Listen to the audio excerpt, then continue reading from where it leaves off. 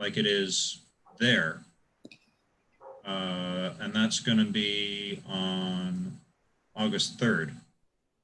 You can work out when full moon is going to be. I think there might be a few different ways of doing this, but Eric, Karen and I literally were talking about that during the break. whoops. We've never talked about ever. Mm-hmm. No, never. Literally came back and used it the first time out. That's Eric, amazing. Yeah, Eric, can you do that again? Okay, I got it. Grab this and drag downwards. And there's other things that you can graph as well, such as Jupiter, graph elongation of moons. So you can do it with other moons too.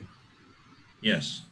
Although I'm just scratching my head a little bit right now because I'm not quite sure how to revert it back to just our moon. I missed how you added the other moons. Can you show that? I'm sorry. There we go. Well, you find the system that you want. For example, Mars. Let's try graphing the elongation of the Martian moons. So you can just start graphing each moon you want to graph. Yeah, right now this is only going to graph Phobos and Deimos. But it can get complex quickly, so I'm just trying to remember how to revert my graphing function to normal. So I'm actually going to stop sharing and I will leave you hanging. How about that? Because I need to find out how to fix this, and I don't want to do that while I'm also sharing. I think I just hit the hamburger next to them and it has a sun and moon option. Which Yes. I think will do it. Okay, I got it. Oh yeah, that works. Nice. Mm-hmm. Everybody's teaching everybody. Cool. All right. Well, we've been live because that was useful information. So thank you. Thank you, Eric. So now got to figure out in our last hour. We got a bit further during our first hour than I thought we were going to, and that's a good thing. So let's see. Anything that we've come across that you guys would like? I don't know, perhaps just something you've done in your dome or that you've been wanting to do and you want to see how it's done in here. Yeah, we were talking about this earlier because we know that you have some needs for particular shows, either to present using Preview Suite or using your dome once you get back to it. There's going to be curriculum goals and so on. Yeah, now we get to turn it over to you guys and let us be useful. Mm-hmm. In that last hour, I was starting to grow the nucleus of a post about that biblical story. I want to be careful about biblical stories. Didn't want to derail the discussion. You know how when we're doing training with you one-on-one, we usually have the goal of setting up a demo that you can use. Most commonly, I use the one with the sun shown in different seasons and its different altitudes. But anything that is topical might have to do with the Apollo 11 landing or Comet Neowise or the appearance of Mars later this season, or the grand conjunction between Jupiter and Saturn that happens about every 20 years. Is actually going to happen on December 21st this year. And I think the media will probably take notice. Right, Maggie, I see your hand up, and then Ben. So Maggie, go ahead. There we go. Sorry. This might be covered in a different session. So if we don't want to talk about it now, we don't have to. Yeah. But is there a way that we can present from Preview Suite where it looks flat instead of looking like the dome? Because I feel like sometimes that can be really jarring for people to orient themselves. Yeah, given what most of us are going to be doing for the next 6 to 8 months, this is probably a very, very important thing to do. So what we want here is to change a series of preferences in both your pre-flight and render box. The pre-flight's the most important one because you're going to be working from that.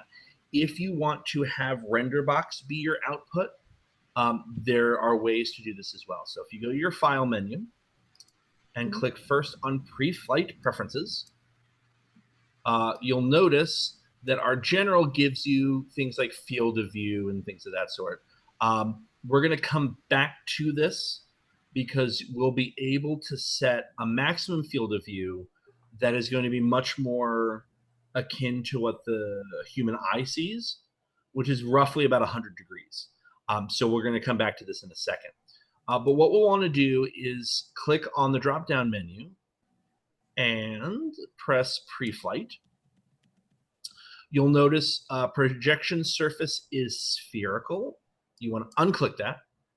And then there's a use angular fisheye projection. You would like to unclick that as well.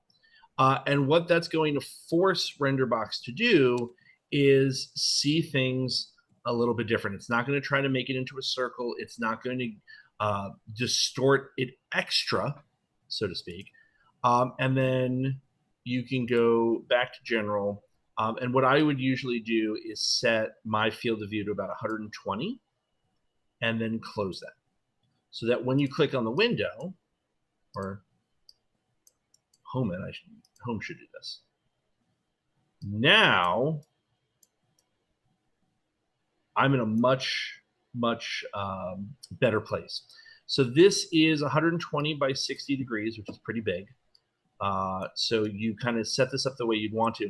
This would honestly be a really effective way of teaching if you wanted to keep all of the pre-flight controls. And then it's, export sky view as video. All right, Aaron, we're gonna have to come back to you in a second to see how that's been working for you. But yeah, so this is your sky view. What you're seeing in front of you is in fact your sky view. And so if you were to press things like S for south, you'll notice that it's going to get you due south, and more importantly, not kick your horizon up or down, so that you're actually looking at the eastern horizon. So of course this is downtown Philly. One fun fact is if you press the letter Z, it points you to the zenith, usually, or at least it does on the RenderBox preview. Yeah, it does on the RenderBox preview, of course. It takes you to the zenith. If you're looking at your RenderBox preview and you're noticing that it doesn't look anything like what it's supposed to on your pre-flight, and you want to change that, then you go into your RenderBox preferences under File, and then use angular fisheye projection.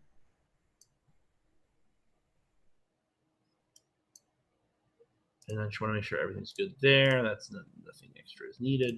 And then what you can do is set your focus of interest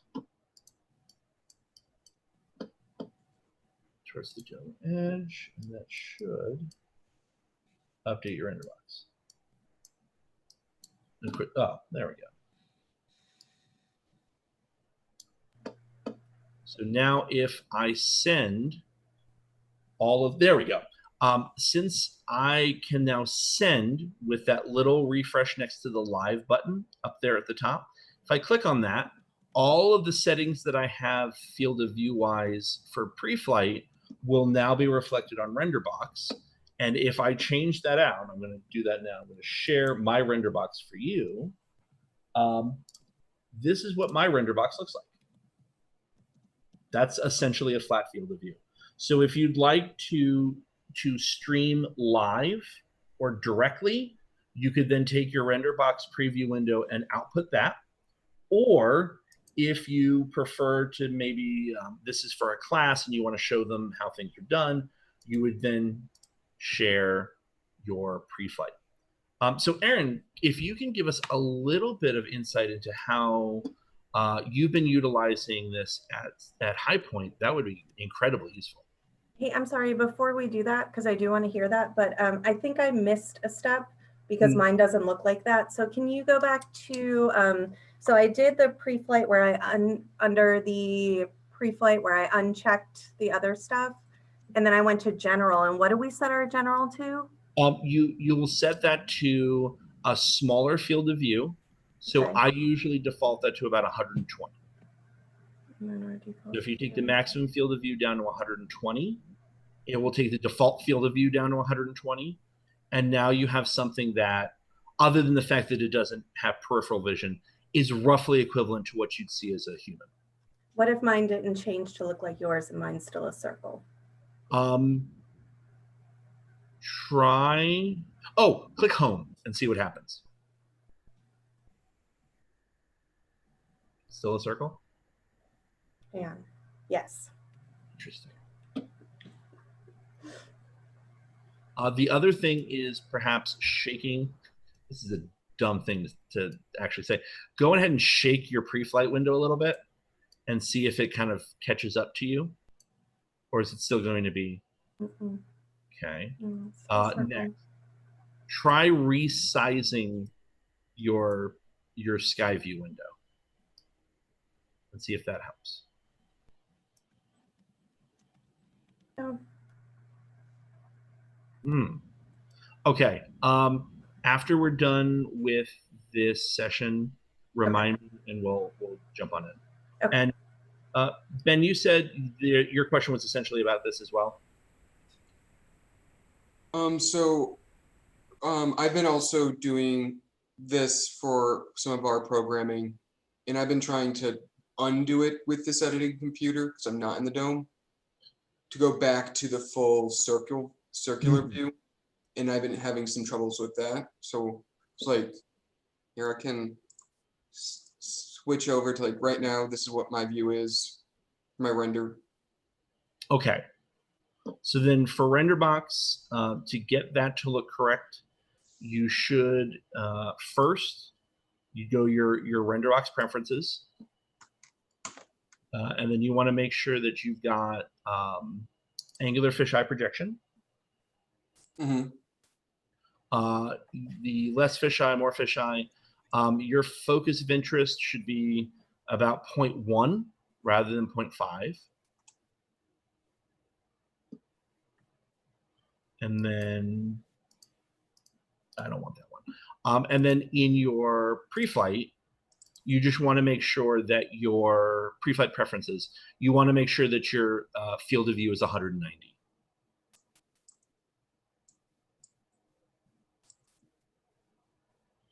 And then as long as your default field of view is 190, you can then use the plus and minus at the very, very top right and try to maximize the size of your pre-flight field of view.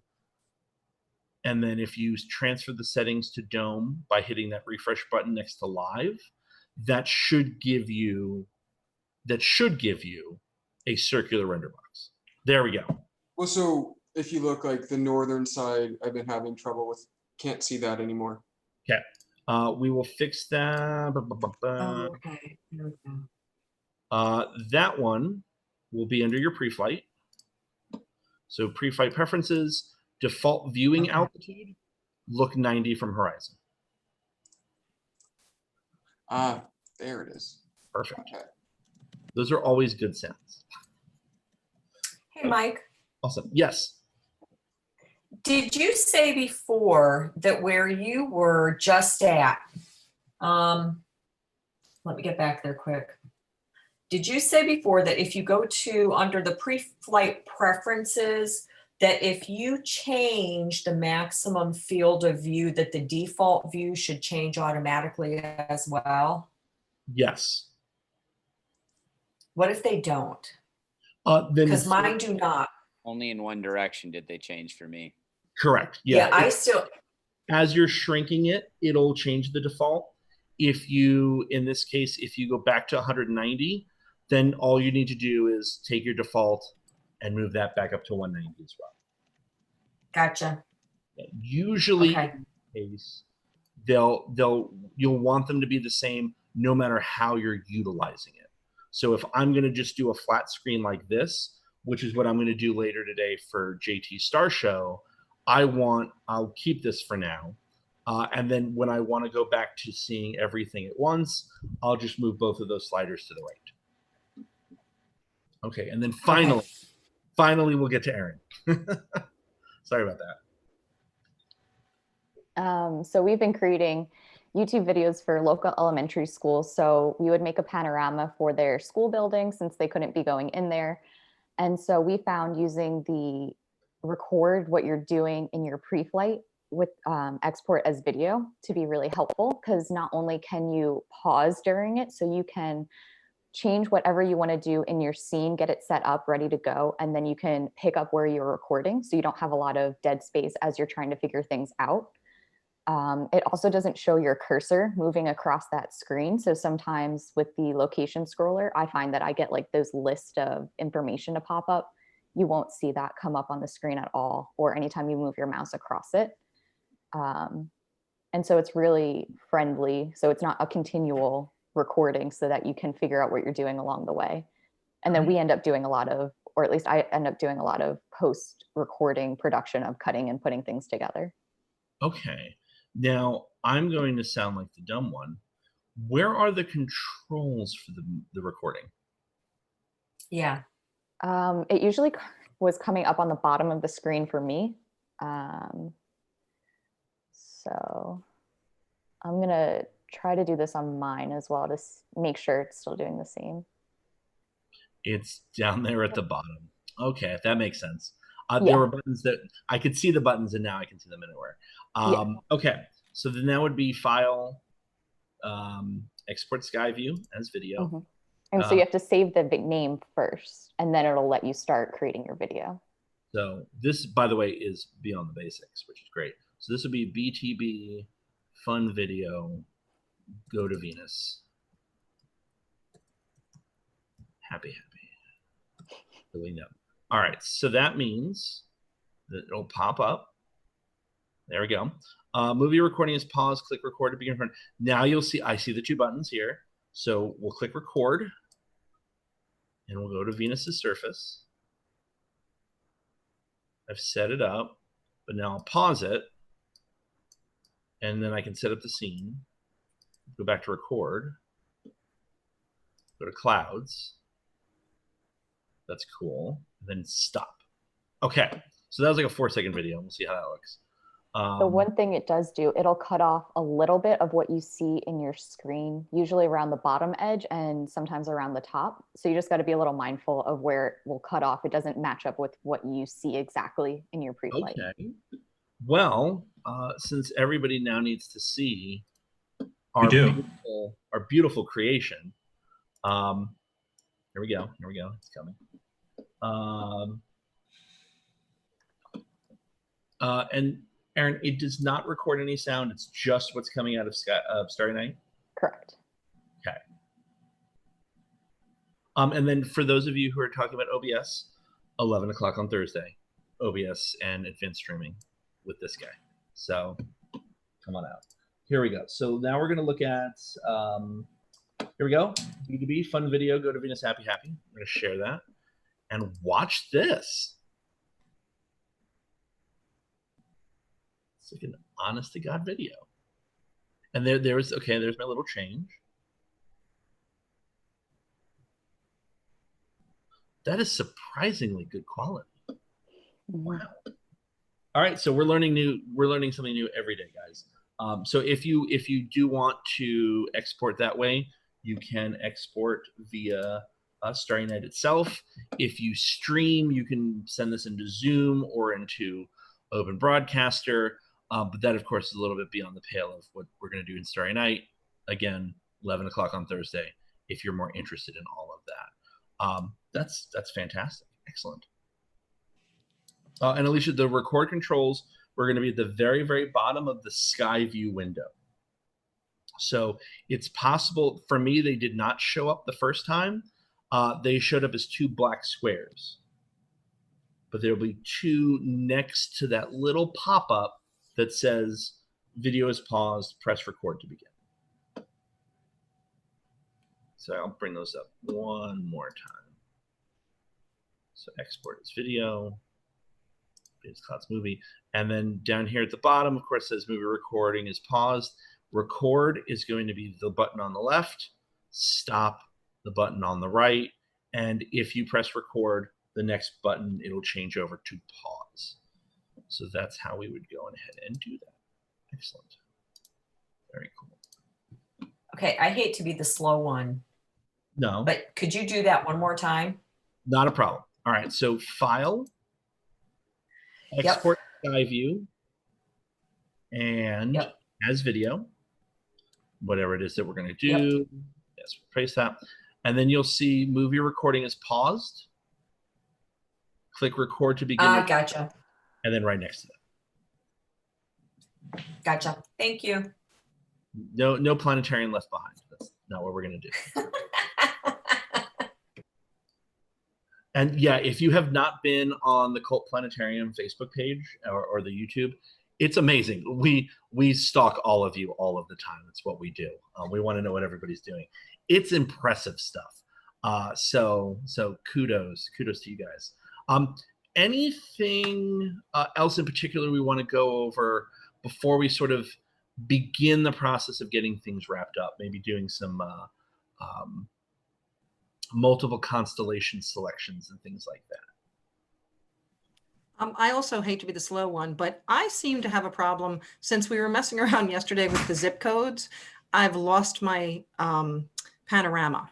I also noticed that in the planetarium shows, like a couple of them that we got from Dave, Eric, I know you mentioned this, but where the panorama of like the South Pole comes up as something else. I'm still having trouble switching it within the shows so that it should actually be the South Pole. So, you know, I don't know if you want me to ask this on an outer one, or I've lost my panorama now and I've been playing with it and can't get it back. Eric, do we want to do just a quick breakout room for you for that? Breakout room is good. Yeah. Perfect. Yeah, we might as well get that taken care of. So let's recreate some rooms. We're going to take Mr. Briggs. All right, we'll see you guys in just a little bit. All right, Emma, I see your hand going ahead. Back when we had Beetlejuice, whatever, however that pronunciation works, I had someone come in to do a lecture on it and asked if we could show variable stars, like, and actually show them changing in brightness while looking at the night sky. Is that something we have the capability of doing, or even showing something else? That is an excellent question. All right, so the way to check that, and I'm going to put all my pre-flight stuff back. So we have to see how this works. Boom, that goes over there. You go to pre-flight, fisheye, fish surface is spherical. Okay. And there I am. All right, so in that case, the easiest one for us to use would be Algol. So I've searched for Algol up there, whatever. Okay, so we're going to center it. And then I'm going to magnify. So this should get us directly on. There's a lot of stars. Not intend that. Did it completely miss it? I'm assuming it did. But let's see, there we go. Should be, if any star is going to change brightness over the course of a couple of hours, this would be the one to do so. I don't think, well, that's embarrassing.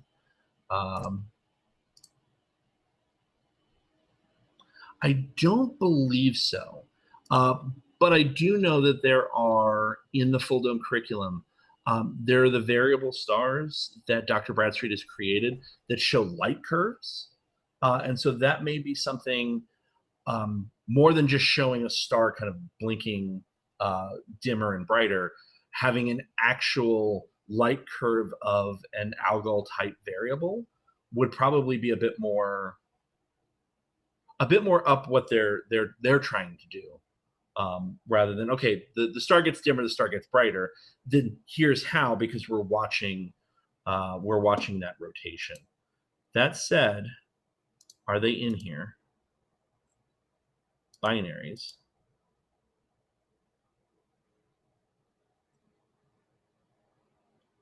A lot of stuff in here.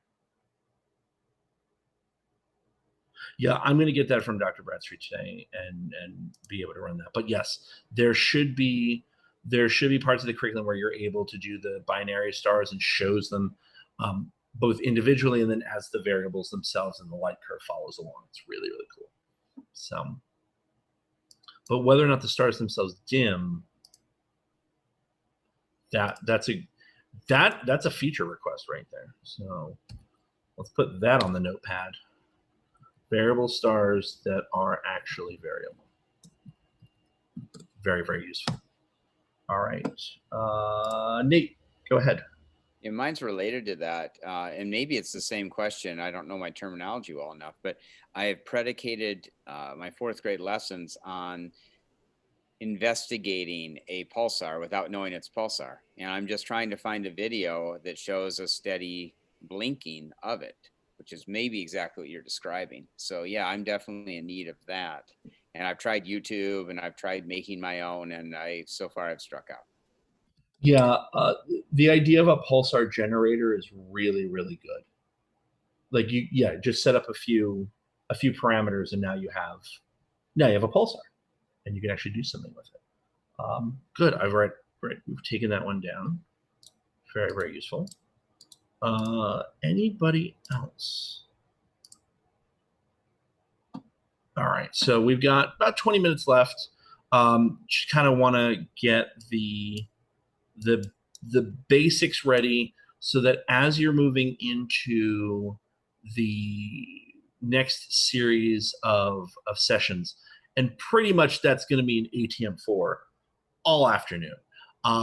If you've been to week 1 before, or you have some familiarity with ATM4, the show production tips with Dan is the one to go to, because most of what he's doing in sort of show production has to do with pre-production and ATM4, sort of preparing all of the goods to make the best possible shows.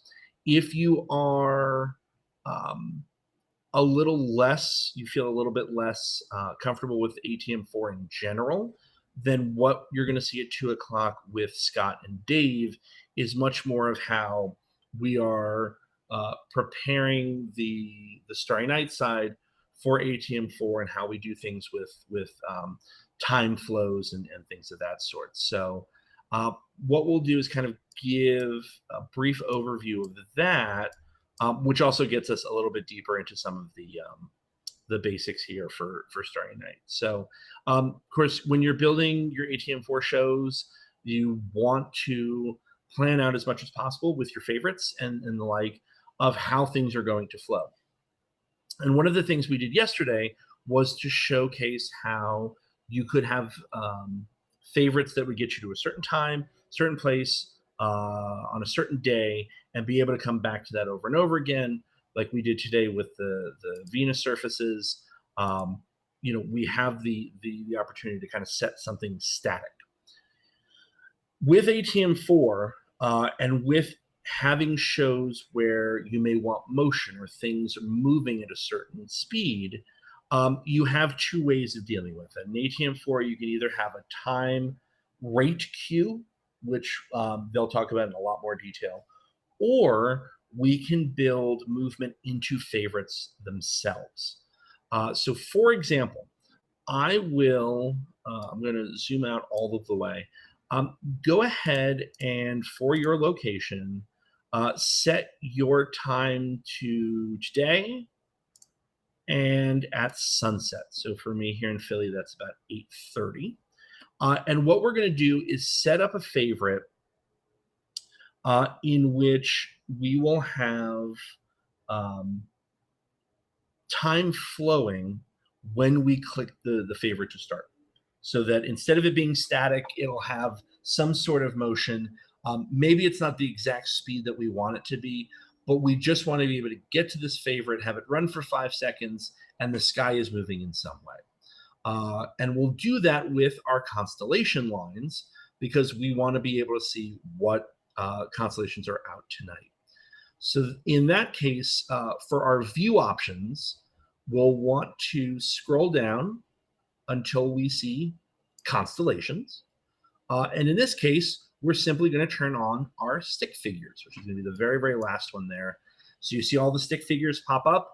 If they don't look exactly like mine, that is totally okay. If there's any display options this deep into the options menu that you'd want to look at, stick figures is going to be one to take into consideration. So if you've turned that on and you click on it, you'll see your pop-up menu. You can change the stick color. Blue is usually the default. Some people really like red in the dome because, of course, it works pretty well. And then, of course, one of the real do you care or do you not care is whether or not there's a gap before the star. So if you want the lines touching the star, turn that off.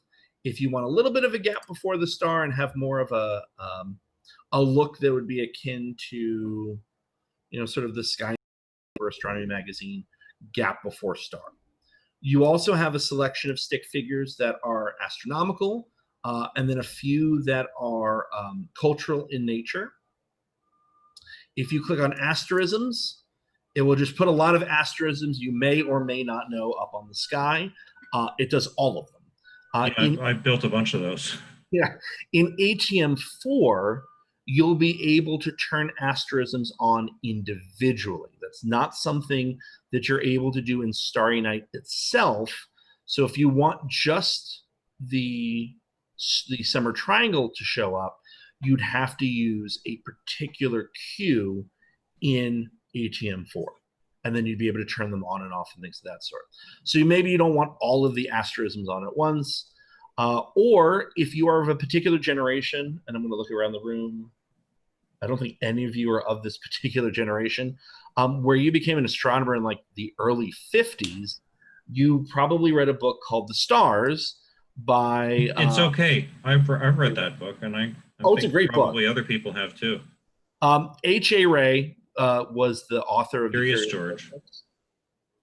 He decided that the constellations didn't look anything like what he thought they were supposed to look like. And so he came up with his own constellation lines, some of which do make a lot of sense. His Ursa Major is so good. But the other problem is that he made lines out of stars you could not see, or at least see from the suburban areas. So you'd go out and you'd look for this constellation that on the map looks exactly like what it's supposed to be. You can't find those stars in the real sky if you're not at a dark location. So that's what the rays is. Zodiac, just your zodiac constellations. So in this case, we're just going to turn on all the astronomical ones. You have your illustrations, very straightforward. You can make them dimmer or much brighter if you really just want to go crazy with it. And then, of course, you have boundaries and labels. So for now, we're just going to keep those on. And if we would like to have this start precisely at sunset, which is supposed to be right around 8:23 for me. So I'm going to reset that real quick. I want some motion before sunset. So I might set this time back about 10 minutes. So make that about 8:15. Don't have any time flowing. And then I will begin moving the sky in the speed and direction that I want. So I want it moving forward, and I want it moving at roughly 3,000 times the regular flow. It's going to be very, very fast, but it's okay. And when you hit Control S to create a favorite, it will create a favorite with all of the time, date, and location information at precisely the moment you hit Control S. So if you're watching your clock, and this might be easier if I set it to 300, I'm watching and 8:23. Okay. So right now I've got it right where I want it. I'm going to do a new favorite because I don't want to overwrite my Venus clouds. So we'll call this Sky with Movement at Sunset. And I'm going to press OK. And you'll notice that my sky is moving quite a bit. Now we're deep into the evening. You can see the satellites are zipping around, and we can very clearly see some prominent constellations. If I go back to my sky with movement at sunset favorite, and I click on it, not only will it bring me back to the original time, but it will have that time flow built in for me. So it is now moving at that 300 x time flow, 300 times the time flow built into my favorite. This, of course, is a big problem, and I will leave it to you guys to figure out why. If it's baked into the favorite, what can you not change?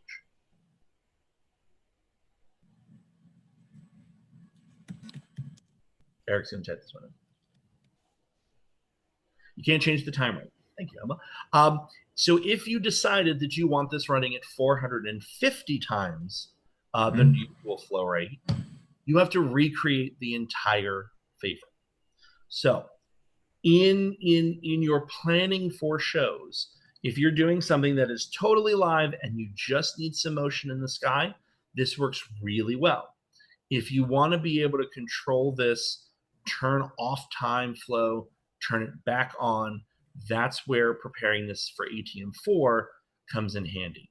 At that point, you'd want to know the sort of speed and rate that you need, but you're not going to build that in to your favorite. You're just going to have a favorite that's there static, and you're going to let ATM4 take over control of timing for you. You're still going to get the ability to set that rate exactly the way you want, except now if you decide later you need it to be faster, all you have to do is go to that time queue rather than going back into Starry Night and recreating that favorite entirely. And so, yeah, as we were talking, it ran through the entire evening. And of course, from that single favorite, as time moves forward, it's going to move forward until we tell it to stop, or we move to a different favorite. So that's a quick way of getting motion if you just need a quick favorite, but it's also going to be a problem if you put it into a show and need to change it later on. So just kind of keep those things in mind as you're preparing your show production. All right, Eric, have you got anything in our last few minutes? Anything you think we should cover? Of course, for the rest of you guys. Oh, Maggie. Hey, I see the hand popped up. I don't know how long they've been up. Yes, Maggie. Sorry, I have like 1,000 questions. I don't know why my preview suite is like going crazy right now. But so I like when I change my time rate, things move forward and then jump back, and then they move forward and jump back and move forward and jump back. And then when I click stop, it stops for like 5 seconds and then it starts again. What you're describing could be a part of the ramping factor, which is a small bane of our existence. And I'm surprised, Mike, if you haven't already been caught up with it. Now that I'm looking at it, I think this is probably a pretty useful thing. This is a useful thing. It's also useful for me to turn on my microphone. Up in your time flow area, you'll see 300x. Let's see. I just wanted to make sure there was anything here. Your 300x, your movements forward and back. That 1.0 that you might see is the amount of time it takes to transition from stopped to full speed. So let's go on ahead, kind of collectively, and bring that bad boy down to 0. So that, and now this, of course, is something that is baked into a favorite. So if I were to click Sky with Movement at Sunset again, it's going to have that same ramping at 1 second.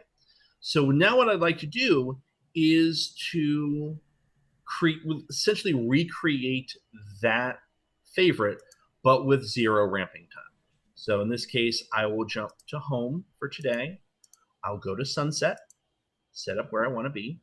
And then I know I want to have a little bit of time beforehand before I make that favorite. So right out there. And now I'm going to change that transition to 0. Starry Night used to not have a ramping factor. That is, when you change the rate of time flow would change instantaneously.